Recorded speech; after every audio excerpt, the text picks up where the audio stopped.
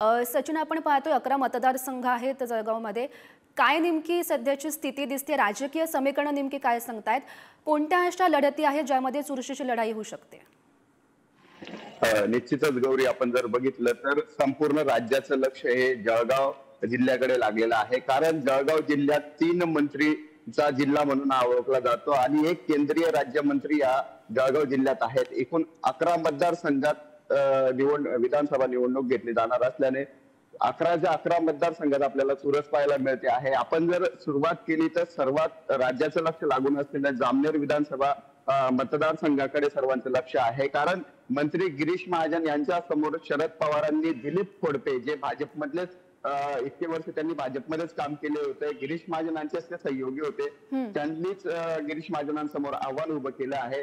त्यामुळे एकंदर त्या ठिकाणी चुरस निर्माण झालेली आहे आणि गिरीश महाजन विरुद्ध दिलीप खोडपे अशी आपल्याला ती लढत पाहायला मिळणार आहे. दुसरीकडे जर आपण बघितलं तर पालकमंत्री गुलाबराव पाटील जळगाव ग्रामीण विधानसभा मतदारसंघातून महायुतीचे उमेदवार म्हणून उभे आहेत आणि त्यांच्या समोर शरद पवारांच्या राष्ट्रवादीचे गुलाबराव देवकर त्यांच्या समोर उभे आहेत. आणि जळगाव ग्रामीण मध्ये आपल्याला आजी माजी पालकमंत्र्यांमध्ये ही लढत पाहायला मिळते आहे. आपण अंमळनेर विधानसभा मतदारसंघाकडे जर नजर टाकली तर मंत्री अनिल पाटील हे अजित पवारांच्या राष्ट्रवादीकडून उभे आहेत. तर त्यांच्या समोर महाविकास आघाडीचे डॉक्टर अनिल शिंदे आणि भाजपचे जे बंडखोर उमेदवार आहे त्यांनी अपक्ष उमेदवारी जाहीर दाखल केलेली आहे, ते शिरीष चौधरी यांचं आव्हान असणार आहे. त्यासोबतच आपण पाचोरा भडगाव मतदारसंघाचा विचार केला तर महाविकास आघाडीकडून वैशाली सूर्यवंशी यांना उमेदवारी देण्यात आलेली आहे, तर महायुतीकडून आमदार किशोर पाटील हे रिंगणात आहेत. त्यामुळे पाचोरा भडगाव विधानसभा मतदारसंघात भाऊ बहिणींमध्ये ही लढत आहे. त्यामुळे या लढतीत कोण नेमकी बाजी मारणार याकडे देखील सर्वांचं लक्ष आहे.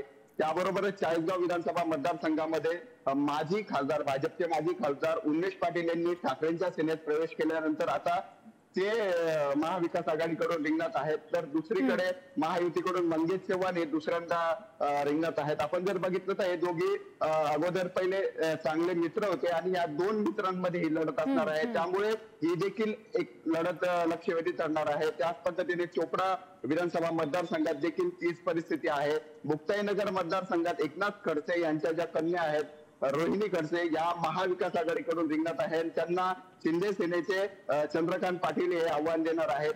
आपण जर बघितलं तर मागच्या वेळी रोहिणी खडसे या भाजपकडून उमेदवारी करत होत्या, मात्र त्यांना पराभवाला तोंड द्यावे लागले होते. त्यामुळे मुक्ताईनगर विधानसभा मतदारसंघात एकनाथ खडसे यांची प्रतिष्ठा पणाला लागली आहे. रावेर मध्ये जर आपण बघितलं तर धनंजय चौधरी हे काँग्रेसकडून उमेदवारी करत आहेत आणि भाजपकडून अमोल जावळे हे रिंगणात आहेत. त्यामुळे एकंदर या लढतीकडे देखील सर्वांचं लक्ष लागून आहे. कारण पहिल्यांदाच आपण 2019 मध्ये बघितलं तर काँग्रेसचा एकमेव आमदार होता, राष्ट्रवादीचा देखील जळगाव जिल्ह्यात एकमेव आमदार होता. त्यामुळे यावेळेस महाविकास आघाडीकडून राष्ट्रवादीकडून 4 उमेदवार रिंगणात आहेत, भाजपकडून 5 उमेदवार रिंगणात आहेत. त्यामुळे 11 विधानसभा मतदारसंघात एकंदरच लढत ही चुरशीची होणार आहे.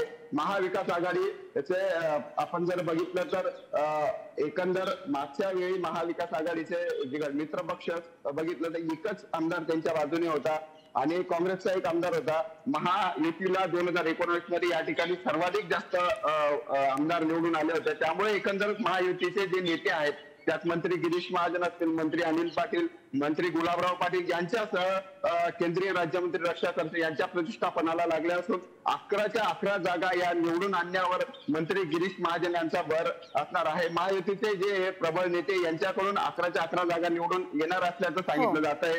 एकंदर आपण जर बघितलं तर महाविकास आघाडीकडून देखील या काही दिवसांमध्ये स्टार प्रचारक या ठिकाणी आले होते. शरद पवारांची सभा झाली. नक्कीच सचिन, जनता नेमकी कुणाला कौल देते हे निकाला दिवशी स्पष्ट होईल. धन्यवाद दिलेल्या या सविस्तर माहितीसाठी.